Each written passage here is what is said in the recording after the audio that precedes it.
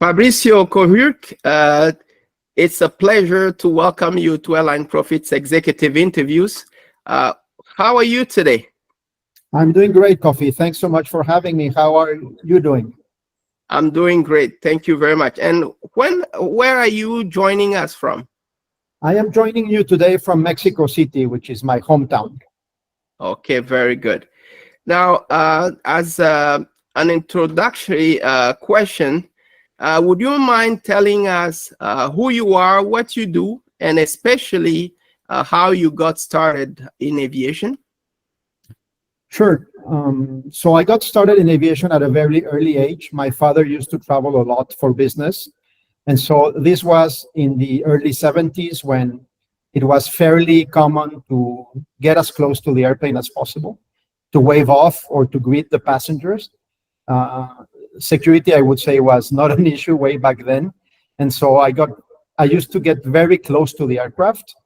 And I suspect I inhaled too much, fuel when I was a kid because ever since the age of 5, 6, 7, I became a nav geek, very, very passionate about, the airplanes, the airline industry as a whole. And I would say that's really how I got, involved for the first time in the airline industry. My father used to, look at the old OAG and ABC's scheduling books where you could find all of the timetables of the airlines. And then I started, picking at those and getting, fascinated with different exotic destinations and aircraft codes and airport codes and that sort of thing. And so when I was, 10, 11, I was completely convinced I wanted to be in the airline industry. I didn't know in what capacity, but I really, made it a pledge to myself that I would end up having a job in aviation. And after that, through my studies, I was fortunate to do an MBA in aviation at Embry-Riddle University in Florida. From there, I got started in the airline industry in the late 1980s, working for Mexicana de Aviación here in Mexico. As the airline became privatized, there was, let's say, a major revamping of management. I was fortunate to come in as an analyst, scheduling analyst, spent 16 years with Mexicana from 1998 all the way to 2005. Then I ran a low-cost airline in Mexico, the first to fly low-cost airline in Mexico for a year. Then I spent about 7.5 years working for a regional airline called Aeromar. Then I decided to do a major shift in my career. I became an independent freelance consultant. I did some work in Europe for Star Alliance, also in Asia, did some work in Latin America with a couple of corporate groups. Then I rejoined Aeromar for another tenure of about 6 years. Then I regained my, let's say, my freelance consultant hat, which I am wearing today. And so altogether, Coffee, you're talking about 35 years of participation in the industry professionally, plus, let's say, 2 years in grad school, and all those years as a nav geek. So you could say it's more than half a century, really, really being very, very close to the industry. And, dreaming and living aviation 24/7. That's wonderful. So you're a seasoned veteran of the industry, I would say. Now, Fabricio, because you live in Mexico and you used to live in the U.S. because you studied there, you've been, in different places in the world. Yes. Now, given the backdrop of the world's largest transborder market by passenger carried, which is the US and Mexico aviation market, how do you foresee the 2024 elections in both Mexico and the USA influencing the aviation market between the two countries? Well, that's a great question, Coffee. On any given day, the Mexico-US transborder markets sees about 115,000 passengers. So it's really a huge market, which continues to grow very dynamically.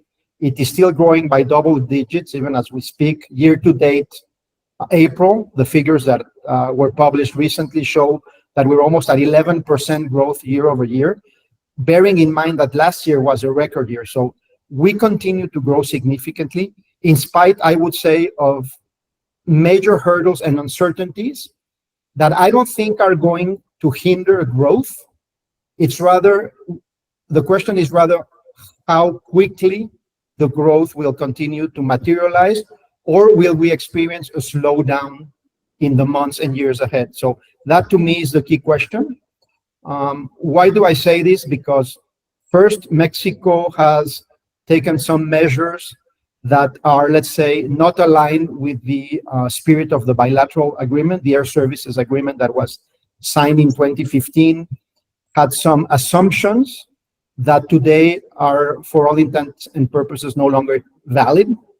And on the other hand, Mexico has taken more of I wouldn't say protectionist, but a more nationalistic approach to aviation, where they have, given the armed forces control over airports, over an airline, over air navigation. And so if that trend continues, where the bilateral agreement is, let's say, a bit shaky, and there is more of a favor, or the government gives privileged treatment to its own, businesses, that could cause some problem. Okay, we don't have the answer, but this is, an analysis of the situation as we are experiencing it. Okay, I see. Now, you just touched on the air service agreement and the recent decisions that the Mexican government has made, and also you mentioned quite briefly that the Mexican government is somehow showing some type of favoritism, especially heavily subsidizing the state-owned airline and airports, which are under military control. So how do you anticipate that these policies would affect competitiveness or efficiency in the aviation market? Well, sure. Let me break down your question in two parts. First, if we revisit, the terms and conditions of the original bilateral agreement that was signed in 2015 and was implemented in August of 2016, so we're about to celebrate the 8th anniversary of this, let's say, revamped air services agreement. Some of the key provisions, as I said before, are no longer in effect. For instance, one provision was the basically open access to any U.S. airline without limits to frequency or capacity. And so one of the manifestations as to why this is no longer so is that Mexico City has imposed very stringent caps on slots. And so today, Mexico City Airport is basically closed to any additional frequency or new service by U.S. airlines, unless they reshuffle their own slots and decide to cancel one or two services and bring in new ones.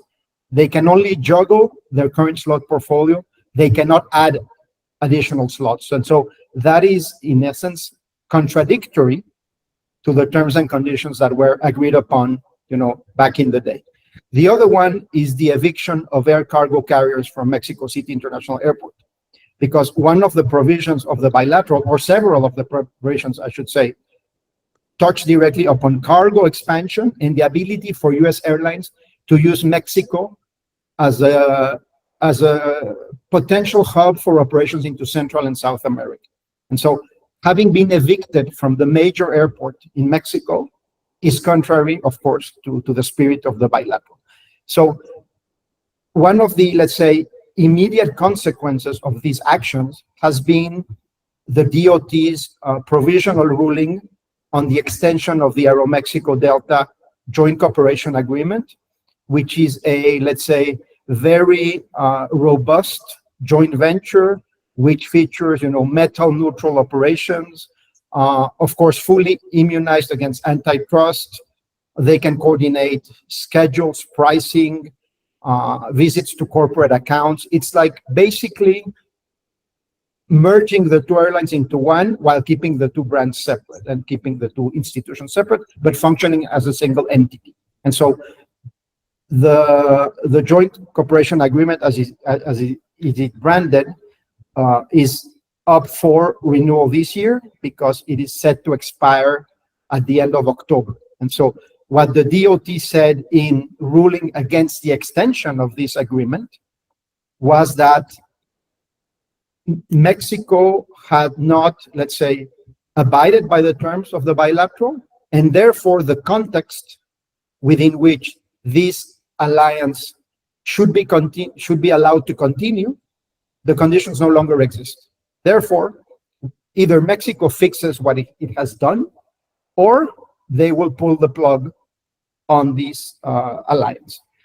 There is another similar arrangement, which is, let's say, in the design phase and has been, waiting for several years to happen, which is the one between Allegiant, a U.S. airline, and Viva Aerobus, one of the three large Mexican airlines, who jointly filed an application to have a similar arrangement, a joint venture agreement with similar, let's say, characteristics to Aeromexico and Delta.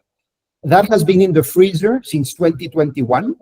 So it's been 3 years since it's been essentially not acted upon, and the DOT is not expected to authorize this, joint venture unless something happens that remedies, let's say, the issues that the DOT has pointed out. And so this is the sort of situation, Coffee, that in my mind could complicate the evolution of, this market to continue growing, which, as I said before, will continue to grow. I'm just not sure whether it will continue to grow at double digits, or this sort of, let's say, friction could lead to more, let's say, dire consequences, such as a denouncing of the air services agreement by the US and asking the Mexican side, to reopen negotiations to restructure the agreement. So that sort of thing I don't see as imminent, but I see as a potential outcome of what we have been experiencing so far. Okay, very good. Thank you very much for that explanation. Now, apart from the U.S. DOT ruling to terminate the Aeromexico and Delta joint venture, and also freezing the Viva Airbus and Allegiant joint venture application, I think there's also been an FAA downgrading Mexico's safety rating. Can you touch about that briefly? Yes, Coffee. In late May of 2021, the United States Federal Aviation Administration downgraded its Mexican counterpart. So it's really an agency-to-agency situation, because it found it was not fulfilling some, let's say, minimum requirements necessary to sustain the Category 1 rating, which has to do with different safety-related and regulatory-related matters. And so this downgrade, what it did effectively is that it stopped Mexican Airlines from either adding new service, new routes, or adding new frequencies in existing routes. But these restrictions did not apply to the US airlines, only to Mexican Airlines. Another important restriction that was, let's say, associated to this downgrade was that only the fleets that were registered at the time of the downgrade could continue to operate in the United States. Any incremental aircraft, even if it is the most modern aircraft like an A321neo or a 787, after the implementation of the downgrade, could no longer be, let's say, added to the fleet certification of those airlines. So these new airlines that were being delivered, by the manufacturers and the lessors, were banned from US airspace. And so these, let's say, measures had a very drastic effect on Mexican Airlines, which I must say were very agile and very competent in dealing with. But nevertheless, during 29 months, Mexico was really limited in its ability to keep, let's say, expanding service into the US, which is, as we talked about a few minutes before, a very large market. And so this entailed several consequences. The first one, of course, was an immediate loss of market share to US airlines, which, of course, are much bigger and much stronger. Bear in mind that coming out of COVID, US airlines received $25 billion in financial assistance from the government. Mexican airlines, for practical purposes, received zero support.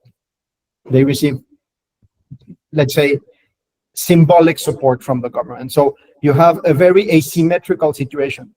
Very large US airlines funded by the government, sort of as a relief measure against the effects from COVID, vis-a-vis much smaller Mexican airlines, impacted financially by COVID, and being restricted by the Category 2 downgrade. So a very, let's say, traumatic situation, which resulted, of course, in Aeromexico filing for Chapter 11, which resulted in the disappearance of a regional airline called Aeromar, and which, at the end of the day, resulted in oversupplying the domestic market with seats, which put a lot of strain on yields and on the quality of revenue. So thankfully, we were able to exit that situation 29 months later. So it was a long time under Category 2.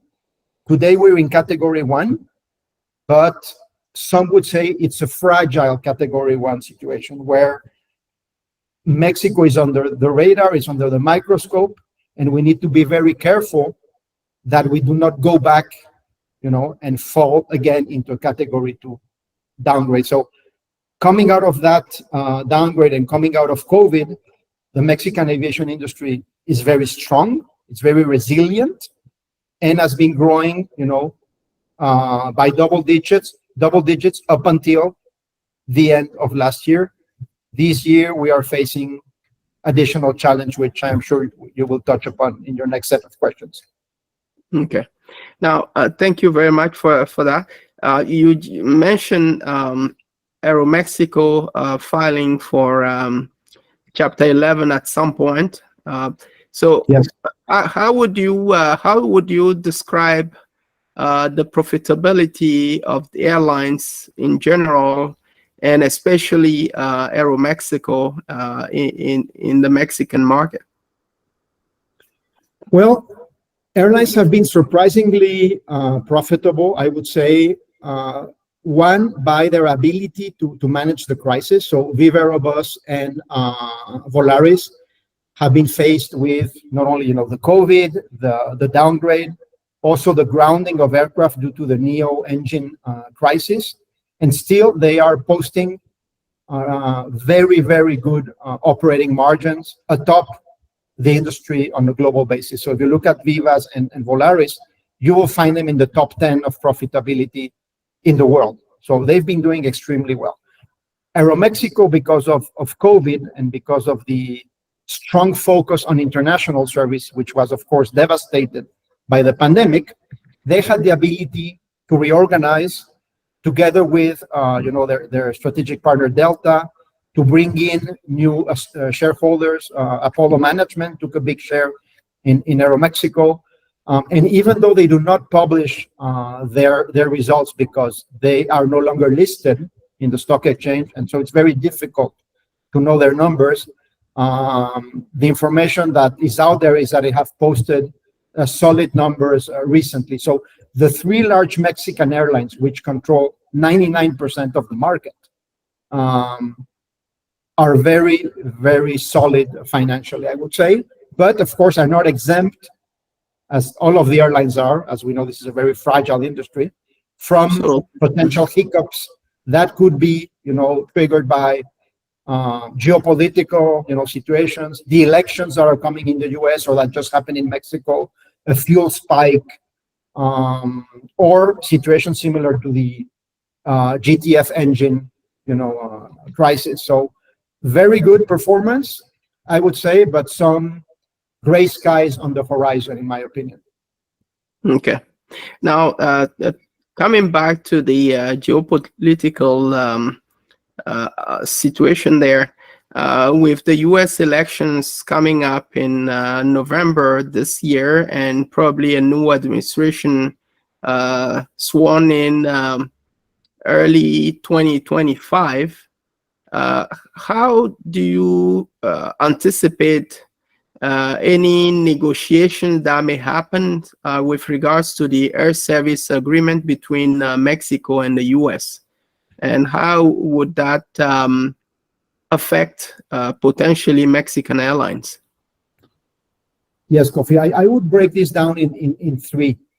The first has to do with regulation. So I think the US has been patient, has been tolerant of some, let's say, deviations from the bilateral agreement, because they understand at the end of the day that there are other important matters at play that they don't want to, let's say, mess with. And so I think they've been more, I think the right word is tolerant.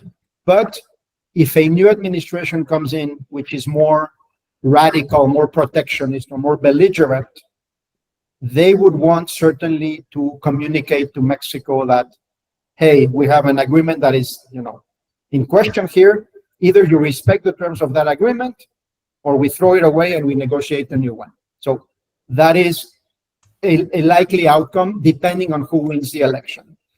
Number two, I would say, is operational. And by operational, I mean the limits that have been imposed by Mexico City Airport to the current, to the incumbents, and really closing the door to new U.S. airlines to come in, be it a Southwest, a Spirit, a Frontier, a JetBlue. If any of those guys wants to come in into Mexico City, the only window of opportunity they have available for all practical purposes is between midnight and 3 a.m.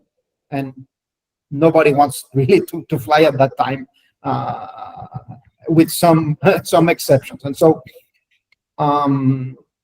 this puts U.S. airlines at a disadvantage, because when you see an airline like Aeromexico controlling close to 50% of the slots at Mexico City Airport, and adding recently service to Boston, to Raleigh-Durham, to Tampa, and they could be adding to more and more destinations, this is something U.S. airlines cannot do.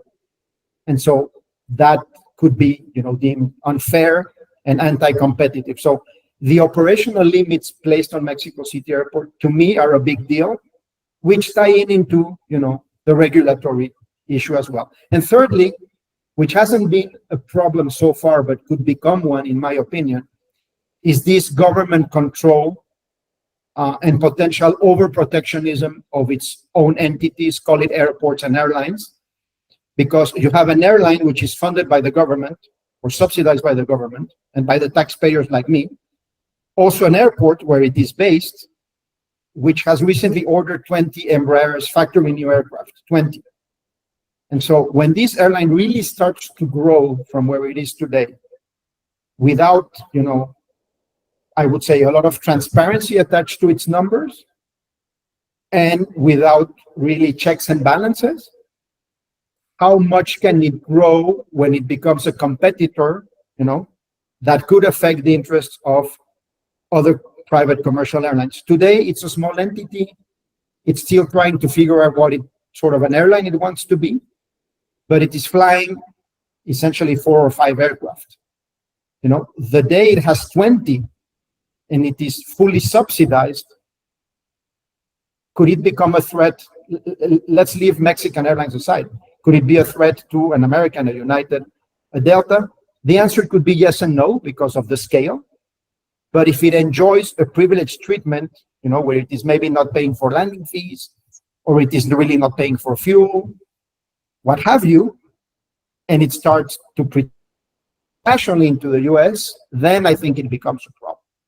And so this is a few years down the line, but it's something that a protectionist government or a protectionist policymaker will be concerned about for sure. And so I would say it really depends on who wins the elections. I'm not going to go into that because that it's outside my area of expertise, but I think a more protectionist, more let's say, anti-foreign interests could be a problem. I see. Now, thank you very much, Fabricio, for sharing all these insights with us. What are your final thoughts to conclude this interview? Well, my final thoughts is that we must recognize the importance of the Mexico-US air market. As I said, it's a huge market which has continued to grow. It has tremendous potential. In my mind, there are pockets or white spots of geographical areas in Mexico that are crying for service into the US, that for one reason or another have been either neglected or not looked at. And so I would encourage anyone looking at Mexico from the outside, let's say from the outside looking in, not to be discouraged by the news, not to be too, let's say, deterred by what is happening here, but to investigate, to talk to people like me, to form their own opinion, to understand what the opportunities and the risks are. Again, this is very fertile ground for growth, but sometimes the news and, the opinions that come out of Mexico are a bit too negative, and those seem to turn people off more often than not. So I would encourage that not to happen, but to gather more information, more analysis, understand the numbers better, understand the local mindset too, which is difficult from the outside. And, that is the sort of conversation that really needs to happen. And I appreciate you inviting me, Coffee, because I think this is a very good platform to, raise the level of awareness and talk about these issues that sometimes may seem a bit either too complex or confusing. Thank you very much, Fabricio, for joining us today. It's been a pleasure to host you at Airline Profits Executive Interviews. And for sure, this is the first time, but not the last time. I think we'll invite you more often when you're available to share more insights about the Mexican market, even Latin America. Why not? Of course. I'm at your disposal. Let's get together in the future and keep the conversation going. Wonderful. Thank you very much, Fabricio. Thank you. My pleasure.